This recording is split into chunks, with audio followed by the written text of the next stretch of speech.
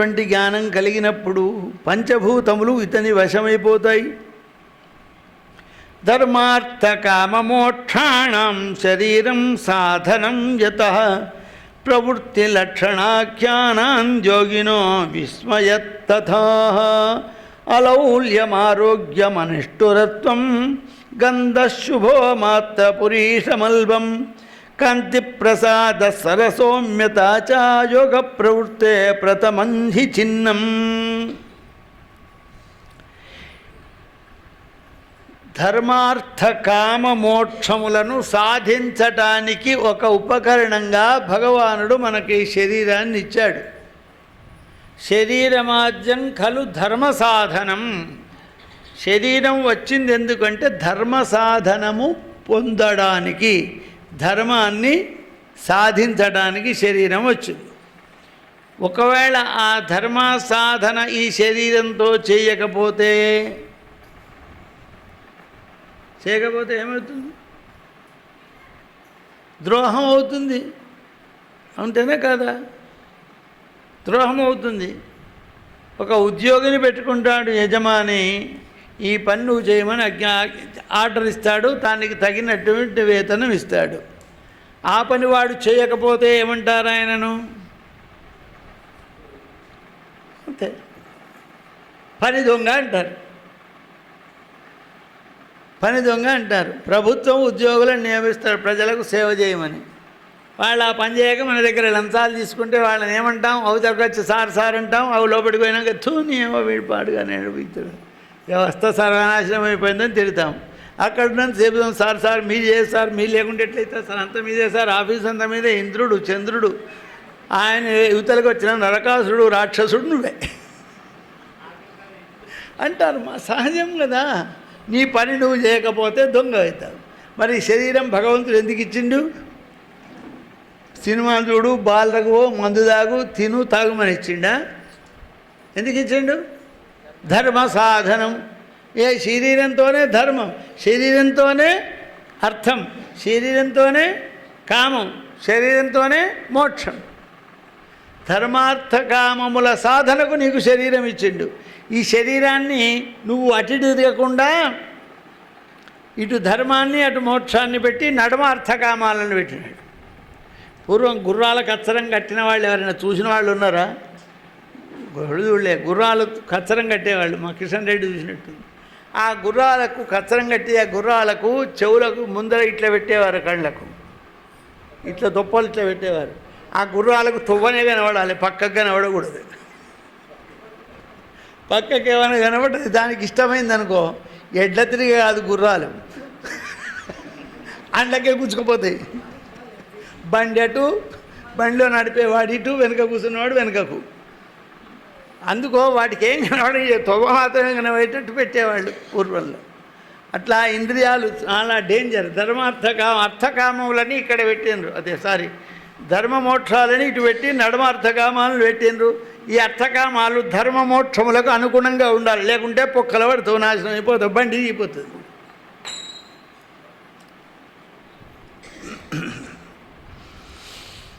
ఈ శరీరమే సాధనకు మూలం. ఎవరైతే ఈ సాధనములు చెయ్యరో, ఎవరైతే ప్రవృత్తిని ఎంచుకుంటారో, నివృత్తిని విడిచిపెడతారో, అది వాడు పతనానికి మూలమవుతుంది. సరి అయిన ఆహారం తీసుకోవాలి. ఎక్కువ ఆహారం తీసుకుంటే నిద్ర వస్తుంది, ఆయాసం అవుతుంది. తక్కువ ఆహారం తీసుకుంటే శరీరం నీరసమైపోతుంది.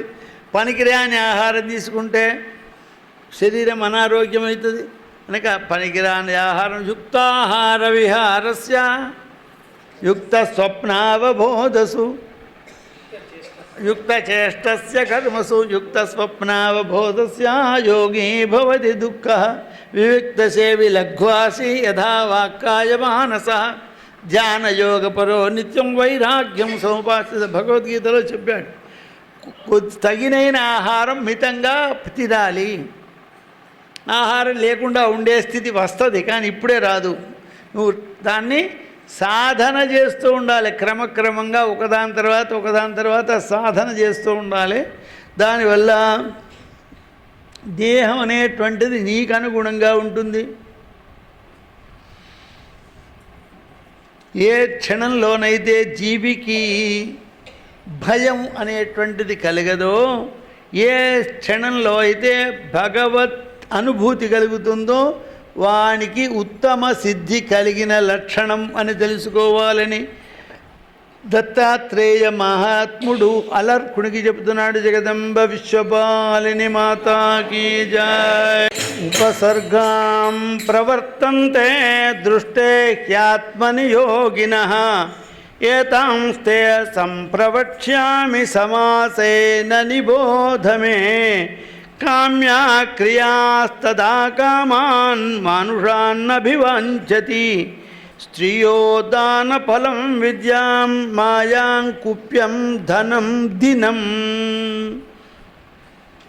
దత్తాత్రేయుడు చెప్తున్నాడు, నాయనా యోగ దర్శనం కలిగినప్పుడు, సిద్ధి కలిగినప్పుడు నీకేమేం కలుగుతాయో అక్కడ కూడా విఘ్నాలు ఉంటాయి, అక్కడ కూడా పడగొట్టేటి ఉంటాయి.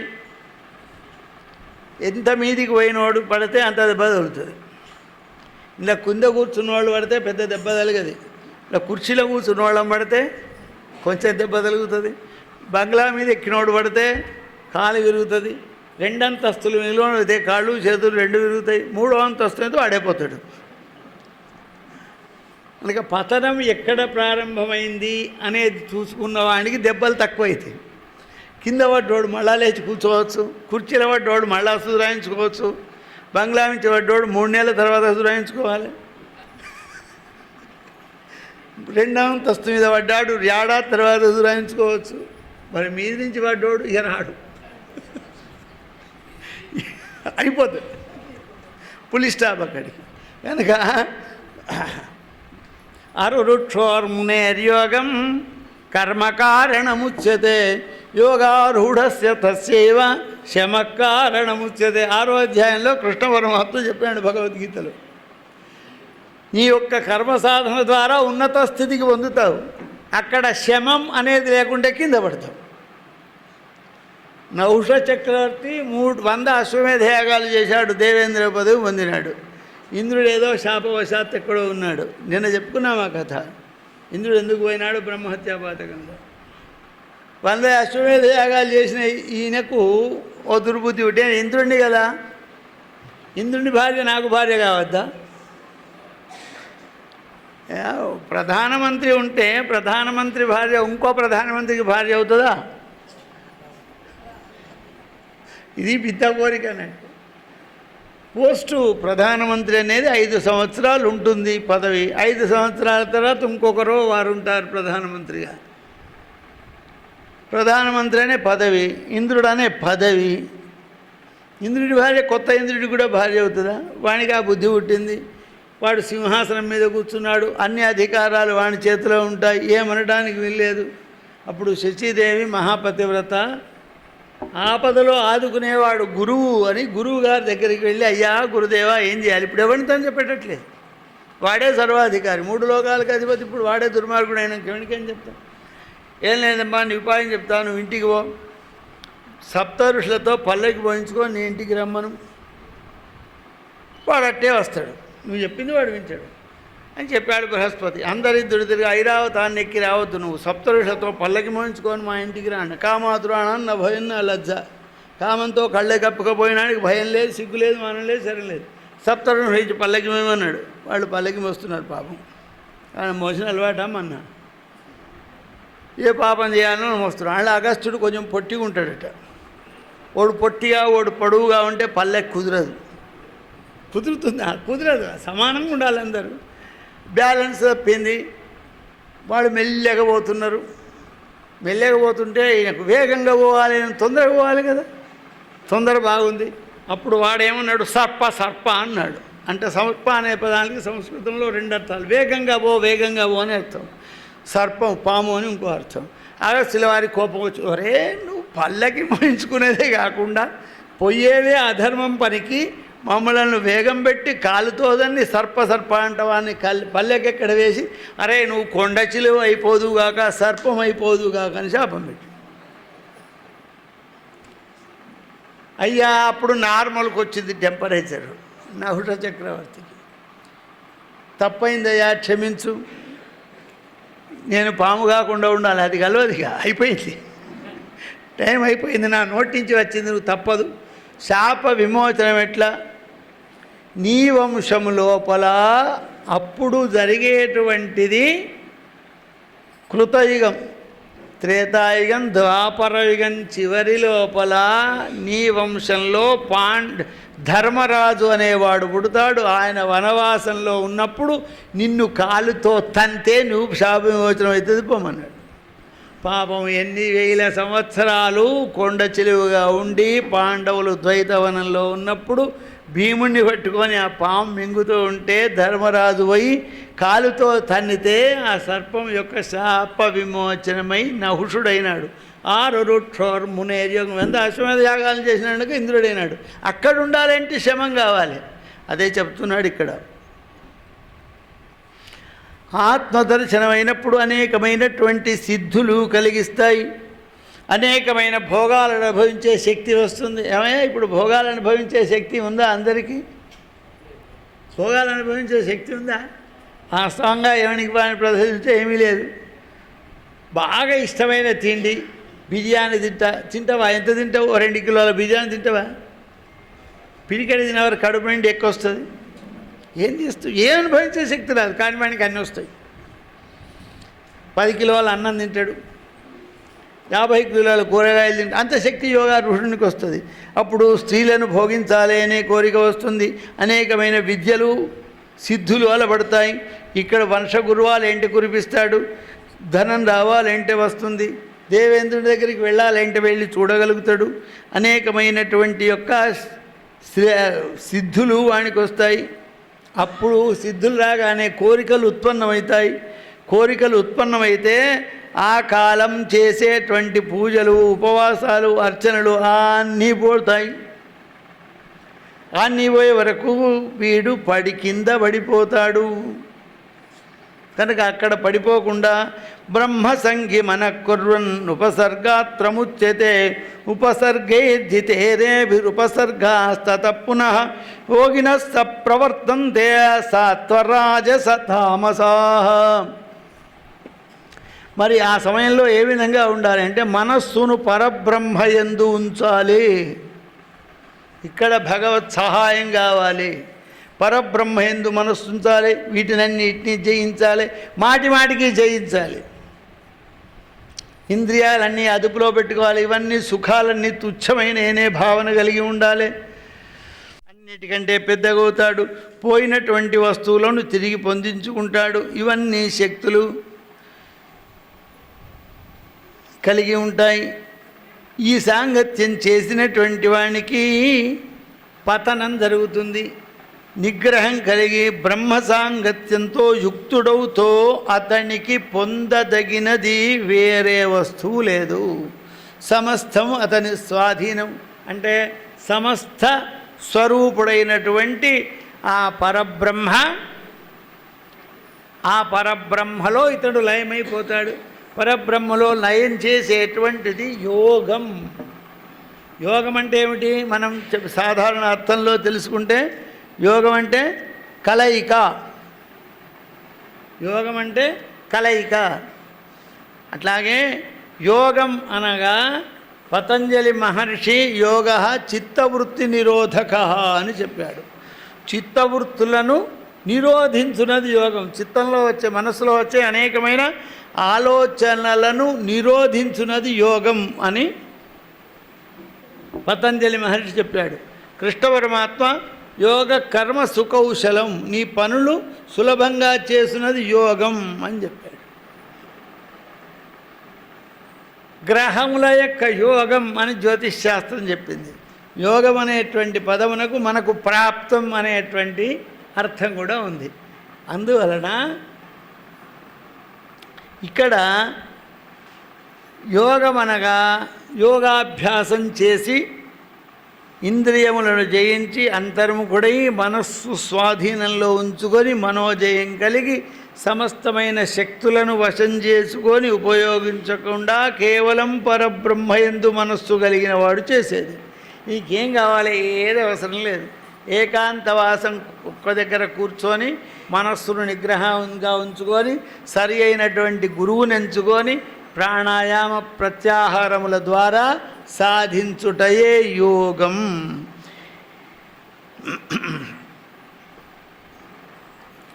ఏ విధంగానైతే మహానది సముద్రంలో కలిసిపోతుంది, సముద్రంలో కలిసిపోయినాక నది యొక్క చిహ్నాలు ఏమైనా ఉంటాయా?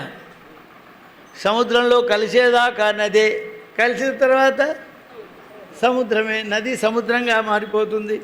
ఎప్పుడైతే యోగి భగవంతునిలో ఐక్యంగా మనస్సును పెడతాడో వాడు భగవంతుడే, భగవత్ స్వరూపుడే అవుతాడు యోగి కూడా.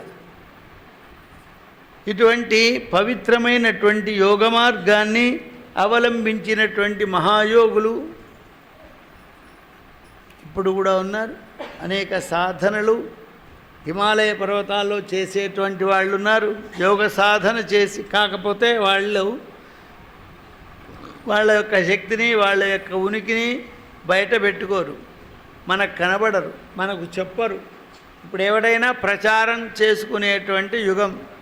ఎవడైనా ప్రచారం చేసుకుంటేనే మనం పోతాం, ప్రచారం లేని వాడి దగ్గర వెళ్ళాం.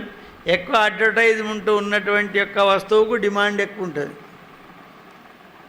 అడ్వర్టైజ్మెంట్కి ఎక్కువ ఎవడు ఖర్చు పెడితే వాని ప్రొడక్ట్ బాగా అమ్ముడు పోతుంది. అడ్వర్టైజ్మెంట్కి ఎవడైతే ఖర్చు పెట్టడో వాని ప్రొడక్ట్ అట్లాగే ఉంటుంది.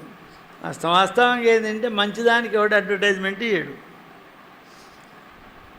మంచిదానికి అదే వాడి దగ్గరికి పోయి వాళ్ళే తీసుకొని వెళుతుంటారు. అట్లాగే యోగం భగవత్ ప్రసాదం దత్తాత్రేయుని యొక్క ఉపాసన వల్ల